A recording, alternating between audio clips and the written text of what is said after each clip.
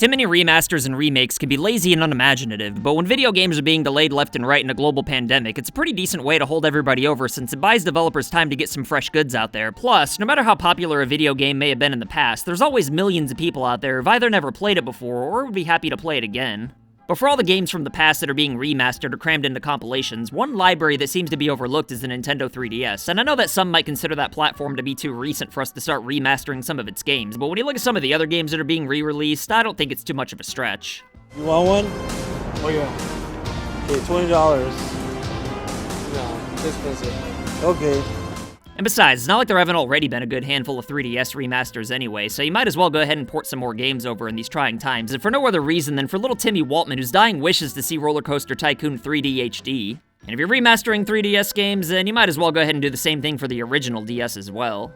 But the problem in doing that is that these two handhelds had a lot of unique gimmicks, such as having two screens with one of them utilizing touch controls, a microphone that gave me a headache in Mario Kart's Balloon Battle mode, and of course the underrated Street Pass features that Nintendo buried for no good reason. And seeing as how a lot of the best games from these platforms relied on these gimmicks, ports and remasters are a tad problematic, and while the Switch does have touch controls in handheld mode, I think it's pretty weak to have games that don't let you play in docked mode, and besides, it doesn't even come with a friggin' stylus. And honestly, I don't think it's much better to try and force traditional controls in games that were made for touch controls either, so unless we get a similar gimmick in the future, it looks like there's gonna be a lot of games that'll either be stuck on Nintendo's final two handhelds for the rest of history, or get ports that aren't as good as the originals. Which games am I talking about? Well, pour yourself a glass of carbonated bull milk, disband your business that specializes in bootlegging reruns of Frasier, press the subscribe button if you haven't already, and allow me, the world's smartest 5-year-old Cameron all one word, to tell you the 11 greatest dual-screen Nintendo games that we're probably never gonna see again. Number 11. Persona Q and Eternian Odyssey.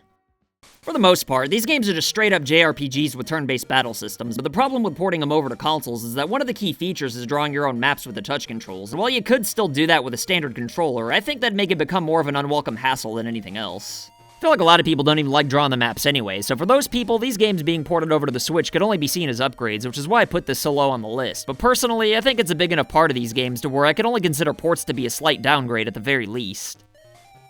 Number 10. Okami Den. As great of a game as Okami was, it was unfortunately released late into the PS2's life cycle when all anybody seemed to want to talk about at the time was the PS3 or the Dreamcast 2. And it's because of that the game didn't sell as many copies as people who played it feel like it deserves. But since the people who did play it loved it so much, Capcom decided to try again with a sequel, and you'd think that they wouldn't make the same mistakes that they did the first time, but nope, they decided to put it out on the original DS right before the 3DS rendered it obsolete. But unlike the original game, the heavy reliance on touch controls makes it a lot more difficult to port Okami Den to every platform known to man. And yeah, I know they could probably rework the game a little bit to make it control more like the original, but given that this series has never really been that big of a seller, Capcom probably wouldn't find doing it to be worth the effort anytime soon. Number 9. Pikmin. Pikmin fans initially hated this game because for some reason they felt like it was delaying Pikmin 4 or even jeopardizing it, but I'd bet that all the Pikmin fans who weren't close-minded babies probably had a pretty good bit of fun here. I mean, I'm not saying that Pikmin's as good in 2D as it is in 3D, but I still appreciate that Nintendo had the cojones to try a unique approach, because it's always good to have some variety. However, while some touch control games are acceptable if they're being replaced with analog sticks that are necessary to play on a TV, Pikmin just wouldn't feel right in my opinion. I mean, it'd be perfect if the Joy-Cons had pointer controls built into them, but the fact is that while pointer controls in a game like World of Goo work decently enough, recalibrating gyro controls every 3 seconds just isn't as accurate as having a sensor bar on your TV, even if it is a pretty big hassle. And it's for that reason why I think Wii ports and on-rail shooters haven't flooded the Switch yet. But even if we did have a sensor bar for the Switch though, it still wouldn't be as good as having a touchscreen for a game like Pikmin. And you know what? I think that's a real shame, because even though it's not as good as 3D Pikmin, I still think it deserves a second chance on the Switch. Number 8. Mario vs. Donkey Kong. The Mario vs. Donkey Kong series unofficially started on the original Game Boy, and it's had like 37 games up until the 3DS, all without most people even knowing it exists. It's basically a puzzle platforming series that pits Mario up against his old nemesis Donkey Kong, but while you could easily port the Game Boy games up to the Switch and probably make a new game that's really good too, the titles on the DS would be a bit more complicated because, you guessed it, the lack of touch controls on the Switch.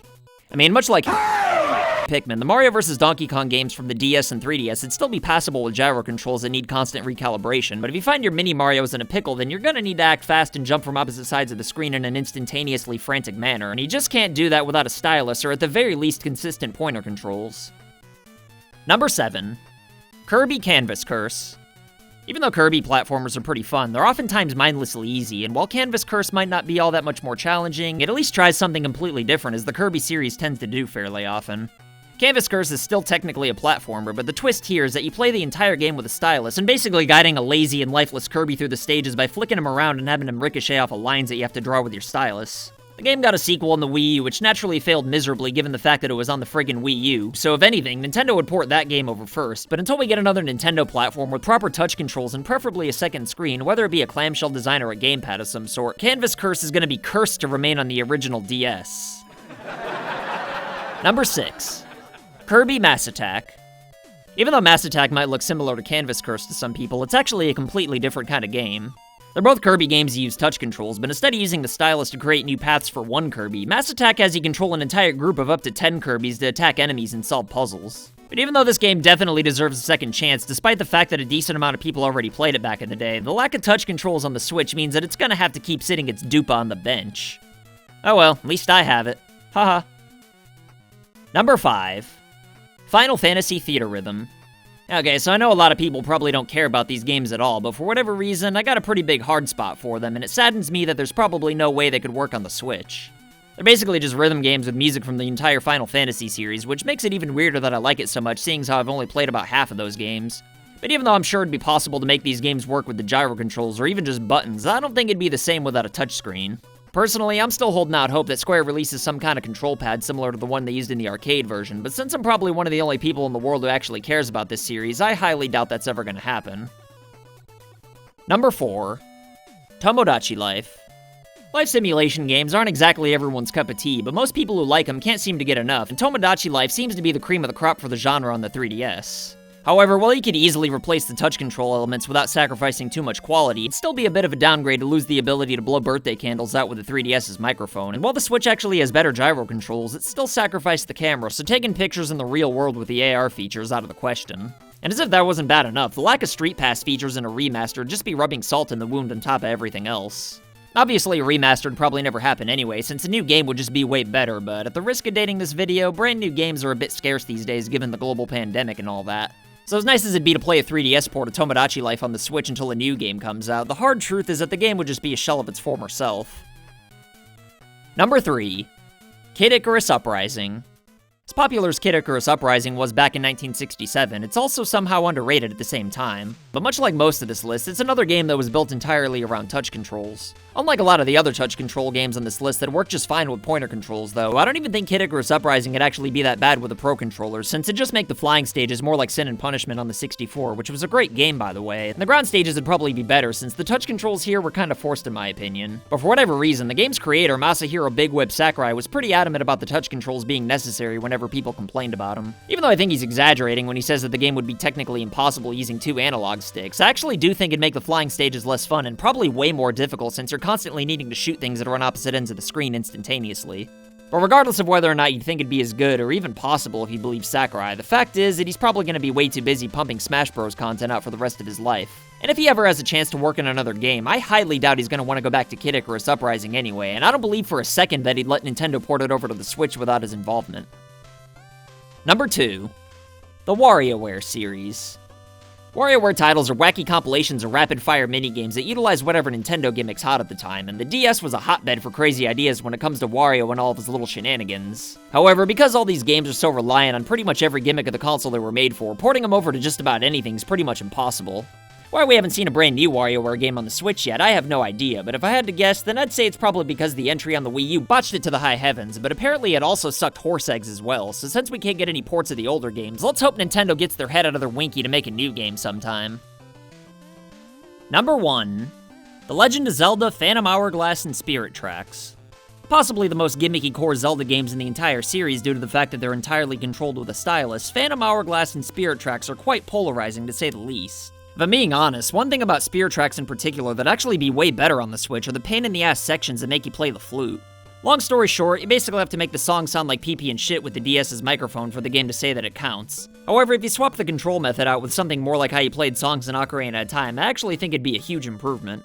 But while the touch controls could probably be swapped out as well to work with a standard controller and be playable, I think it'd ruin a good portion of the game's puzzles. And for that one reason alone, I'm gonna risk my life and say that I think playing these games on a cell phone would actually feel more natural than on a Switch. But anyway, what do you think? Am I crazy for thinking these games would be inferior without the gimmicks? Was there something I missed? Or did I hit the ball out of the park? Either way, vote in the poll, let me know what you think in the comments below, and as always, I'll try my goddamnedest to respond to everybody. But let me tell you, if there's two human beings who I think are just fine with or without two screens, then it would definitely be today's patrons of the day, Aaron Ayala and NPC Villager. If you want to be badasses like these two, then consider supporting FU Game Crew on Patreon for loot boxes and all kinds of wacky rewards in the mail. And if you want to make cameos, then send pictures or videos of you rocking any FU Game Crew merch doing whatever you want as long as YouTube allows it, like these badasses you see before you. And as always, like and share this video if you want to help this channel grow, and if you want to prove that you're not down with registered sex offenders, then go right ahead and press that subscribe button if you haven't already. Also, I'm going to be streaming on Twitch at Cameron All One Word whenever I play games from now on, so feel free to come hang out and heckle me sometime. My name's Cameron All One Word, and I'll be back with more videos soon. So I want to say thank you to your loyalty, thank you for your support.